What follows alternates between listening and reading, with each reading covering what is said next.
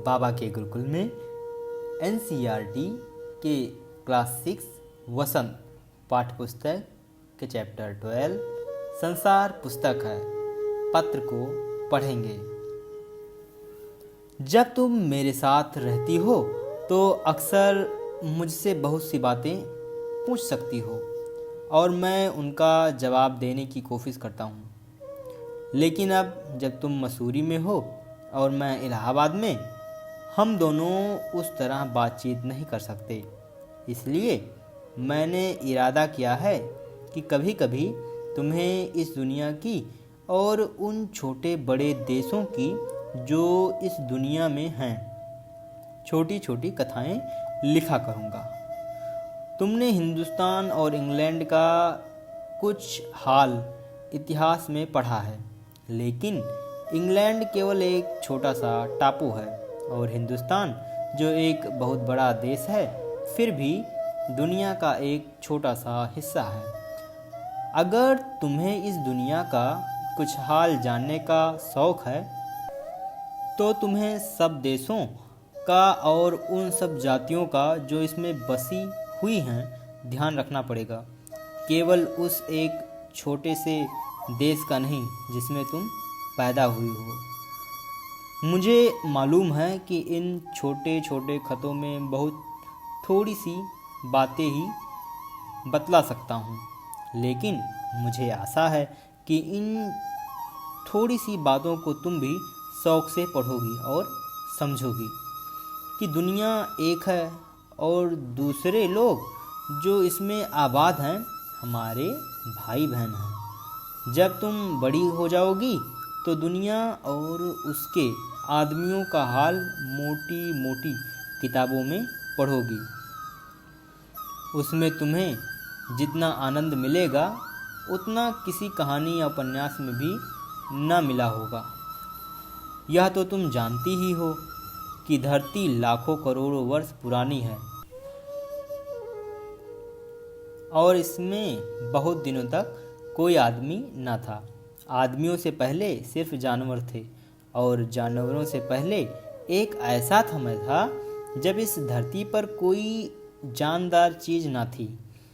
आज जब यह दुनिया हर तरह के जानवरों आदमियों से भरी हुई है, उस ज़माने का ख्याल करना भी मुश्किल है जब यहाँ कुछ न था।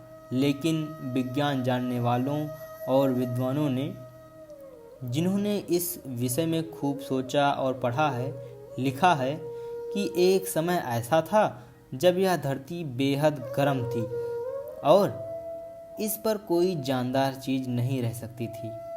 और अगर हम उसकी किताबें पढ़ें और पहाड़ों जानवरों की पुरानी हड्डियों को गौर से देखें तो हमें खुद मालूम होगा कि ऐसा समय ज़रूर रहा होगा। तुम इतिहास की किताबों में ही पढ़ सकती हो, लेकिन पुराने ज़माने में तो आदमी पैदा ही ना हुआ था। किताबें कौन लिखता?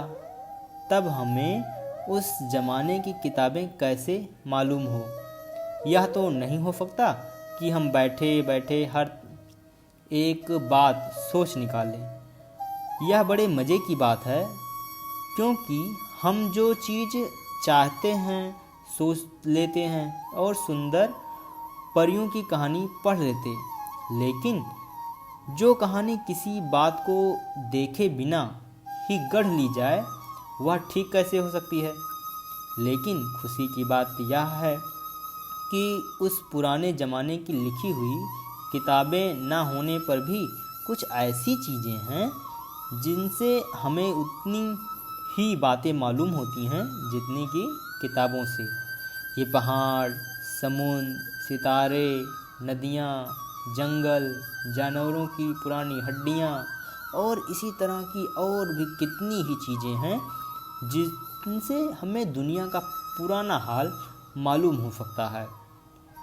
मगर हाल जानने का असली तरीका यह नहीं है कि हम केवल दूसरों की लिखी हुई किताबें पढ़ लें, बल्कि खुद संसार रूपी पुस्तक को पढ़ें। मुझे आशा है कि पत्थरों और पहाड़ों को पढ़कर तुम थोड़े ही दिनों में उनका हाल जानना सीख जाओगी। सोचो कितनी मज़े की बात है। एक छोटा सा रोड़ा जिसे तुम सड़क पर या पहाड़ के नीचे पड़ा हुआ देखती हो, शायद संसार की पुस्तक का छोटा सा पृष्ठ हो। शायद उससे तुम्हें कोई नई बात मालूम हो जाए। शर्त यही है कि तुम्हें उसे पढ़ना आना चाहिए। कोई ज़बान, उर्दू, हिंदी या अंग्रेजी सीखने के लिए तुम्हें उसके अक्षर सीखने होते हैं। इसी तरह पहले तुम्हें प्रकृति के अक्षर पढ़ने पड़ेंगे, तभी तुम उसकी कहानी उसके पत्थरों और चट्टानों की किताब से पढ़ सकोगी। शायद अब भी तुम उसे थोड़ा थोड़ा पढ़ना जानती हो। जब तुम कोई छोटा सा गोल चमकीला रोड़ा देखती हो तो वह तुम्हें कुछ नहीं बतलाता? यह कैसे गोल, चिकना और चमकीला हो गया, और उसके खुदरे किनारे या कोने क्या हुए? अगर तुम किसी बड़ी चट्टान को तोड़कर टुकड़े टुकड़े कर डालो तो हर एक टुकड़ा खुरदरा और नुकीला होगा। यह गोल चिकने रोड़े की तरह बिल्कुल नहीं होता। फिर यह रोड़ा कैसे इतना चमकीला, चिकना और गोल हो गया? अगर तुम्हारी आंखें देखें और कान सुने तो तुम उसी के मुंह से उसकी कहानी सुन सकती हो। वह तुमसे कहेगा कि एक समय जिसे शायद बहुत दिन गुजरे हो, वह भी एक चट्टान का टुकड़ा था। ठीक उसी टुकड़े की तरह उसमें किनारे और कोने थे जिसे तुम बड़ी चट्टान से तोड़ती हो।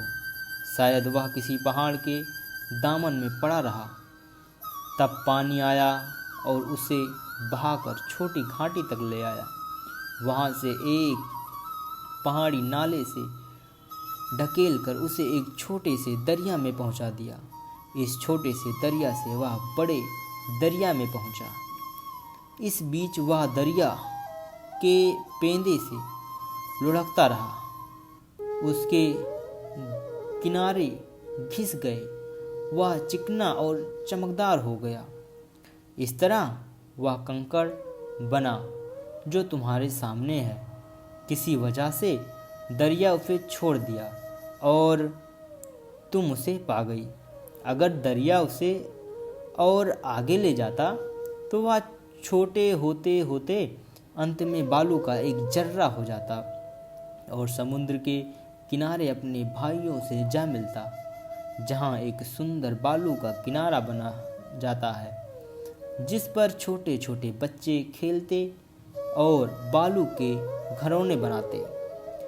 अगर एक छोटा सा रोड़ा तुम्हें इतनी बातें बता सकता है तो पहाड़ों और दूसरी चीज़ों से जो हमारे चारों तरफ हैं हमें और कितनी बातें मालूम हो सकती हैं। तो यहाँ पे आपका ये चैप्टर समाप्त हुआ।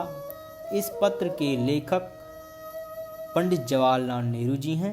अब हम लेखक के बारे में जान लेते हैं। पंडित जवाहरलाल नेहरू का जन्म 14 नवंबर 1889 में हुआ था और इनका देहावसान 27 मई 1964 को हुआ था। आज़ाद भारत के प्रथम प्रधानमंत्री थे। बच्चों से उन्हें बेहद लगाव था।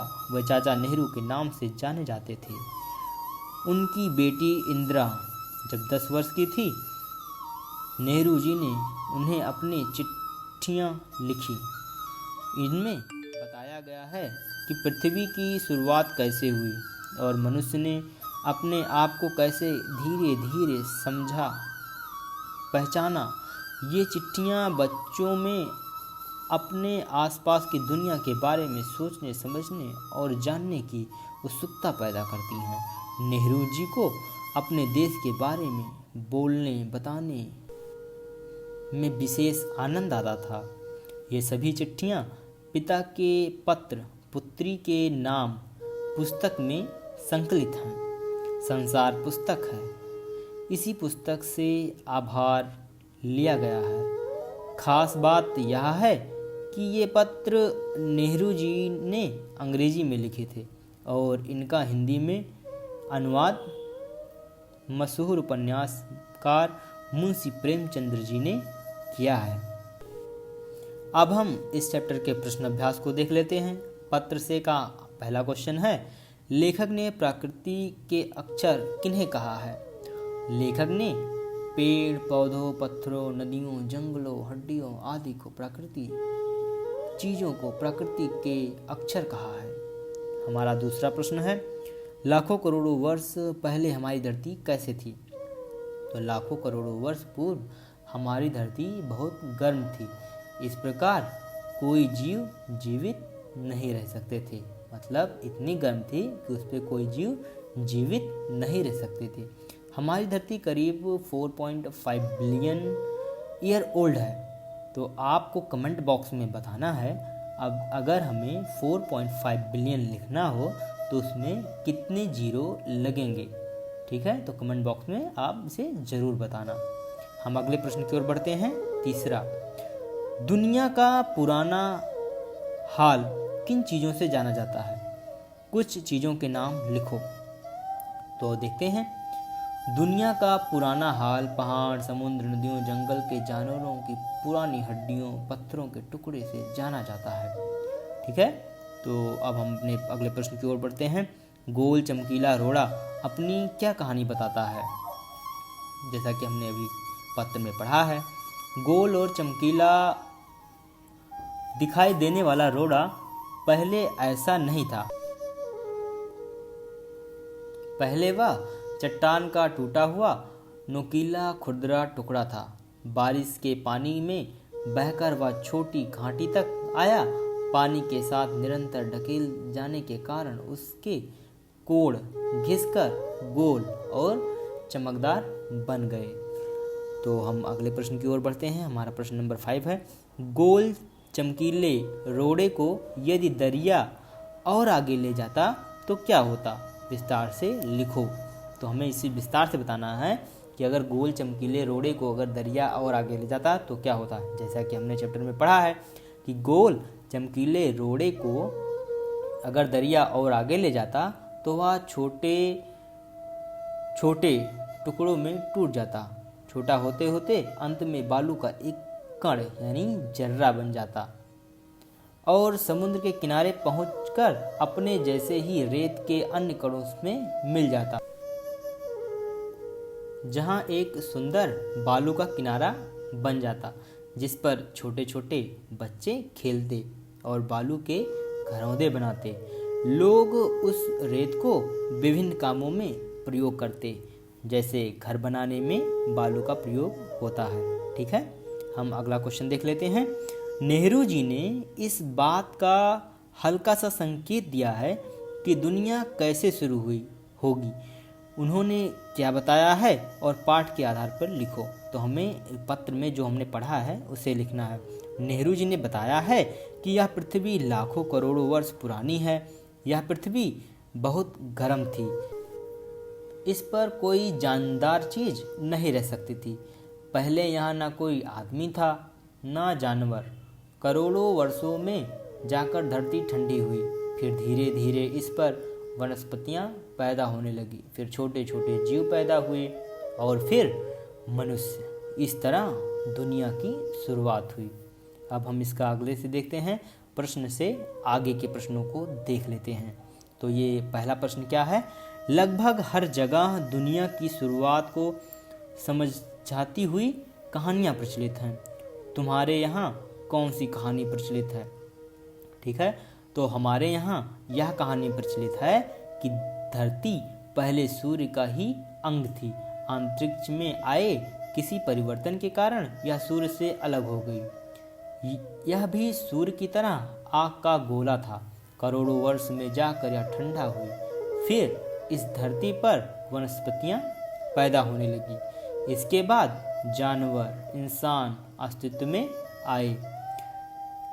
इसी तरह और बहुत सारी कहानियाँ प्रचलित हैं, जैसे कि इस दुनिया को भगवान ने बनाया है।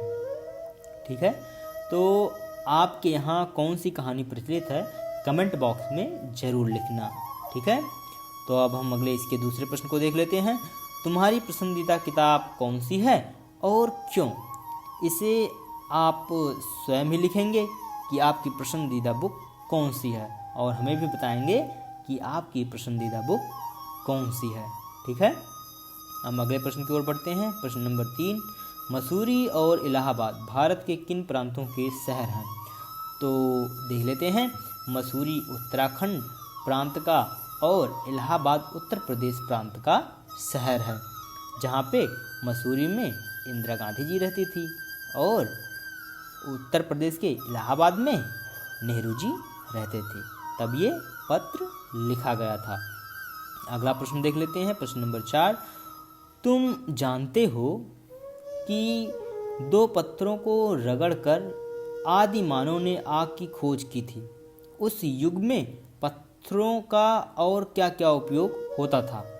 आदि मानव पत्थरों का इस्तेमाल आग जलाने के अलावा मकान बनाने, हथियार व औजार के रूप में एवं जानवर के शिकार करने के लिए करते थे। इसके अलावा मांस काटने, चमड़ा या वृक्ष की छाल छीलने वाले औजार के रूप में इसके प्रयोग किए जाते थे। ठीक है, तो अब हम आगे बढ़ते हैं। आप अनुमान और कल्पना के प्रश्नों को स्वयं से करेंगे। हम अब आगे देखते हैं भाषा की बात। तो भाषा की बात का पहला प्रश्न है, इस बीच वह दरिया में लुढ़कता रहा। नीचे लिखी क्रियाएं पढ़ो। क्या इनमें और लुढ़कना में तुम्हें कोई समानता नजर आती है? तो क्रिया कौन कौन सी है? ढकेलना, गिरना, खिसकना। इन चारों क्रियाओं का अंतर समझाने के लिए इनमें से वाक्य बनाओ। तो बिल्कुल इन सब चीज़ों में अंतर है, तो हम इनको समझने के लिए इनके वाक्य बना लेते हैं। ठीक है, सेंटेंसेस बना लेते हैं। तो पहला, लुढ़कना। दवा किसी से अलमारी से लुढ़क गई। अब हम देख लेते हैं ढकेलना। रज्जन ने मोहन को सीढ़ियों से ढकेल दिया। फिर गिरना, आम का पेड़ मतलब आम पेड़ से गिरा। फिर हम देख लेते हैं खिसकना। खिसकना के वाक्य प्रयोग कर लेते हैं। रज्जन ने खिसक कर मुझे बैठने की जगह दी। ठीक है, अब हम अपने दूसरे प्रश्न को देख लेते हैं। प्रश्न नंबर 2 क्या है? चमकीला, रोड़ा।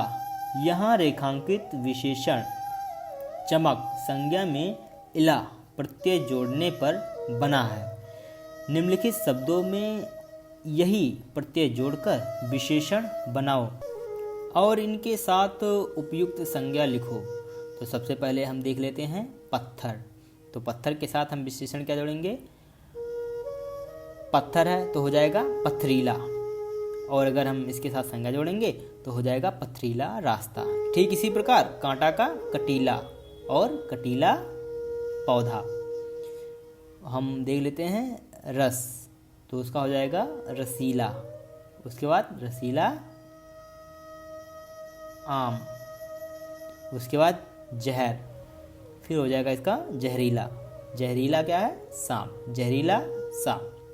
अब हम इसके प्रश्न नंबर 3 को देख लेते हैं। जब तुम मेरे साथ रहती हो तो अक्सर मुझसे बहुत सी बातें पूछा करती हो। यह वाक्य 2 वाक्यों को मिलाकर बना है। इन दोनों वाक्यों को जोड़ने का काम जब, तो, तब कर रहे हैं, इसलिए इन्हें योजक कहते हैं। योजक के रूप में कभी कोई बदलाव नहीं आता है, इसलिए ये अव्यव का एक प्रकार होते हैं। नीचे वाक्यों को जोड़ने वाले कुछ और अव्यव दिए हैं, उन्हें रिक्त स्थानों में लिखो। इन शब्दों से तुम भी एक एक वाक्य बनाओ। तो देख लेते हैं हमारा ए क्या है?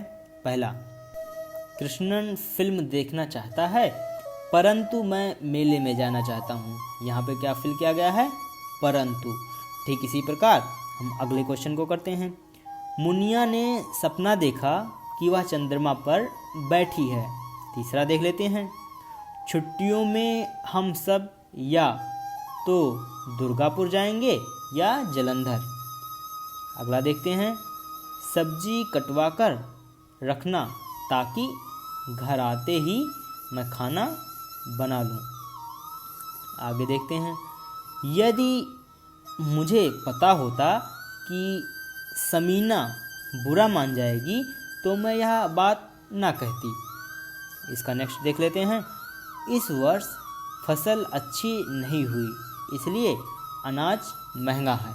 और लास्ट क्या है, विमल जर्मन सीख रहा है ना कि फ्रेंच। तो यहाँ पर आपका ये चैप्टर समाप्त हुआ। यहाँ तक हमारे साथ वीडियो में बने रहने के लिए आप सभी का बहुत बहुत धन्यवाद। Next chapter in next video.